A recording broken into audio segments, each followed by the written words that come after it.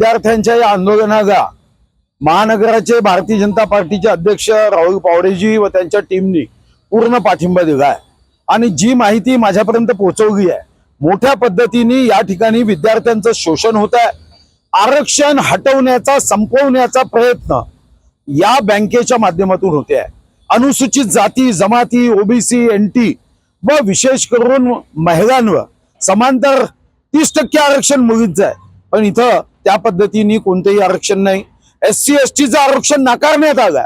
हा या देशामधला हे पहिल्यांदा घडत आहे देशामध्ये आणि जर असं घडलं तर निश्चितपणे ही या देशासाठी चिंतेची बाब आहे। मोठ्या प्रमाणावर परीक्षा केंद्रावर गडबडी झाल्या अशी माहिती विद्यार्थ्यांनी दिली आहे आणि आज मोर्चा निघालाय, आमरण उपोषण सुरू आहे आणि यामध्ये जर उपोषणकर्त्याचं काही कमी जास्त झालं तर ही सारी जबाबदारी ही प्रशासनाची आणि सहकार विभागाची राहणार।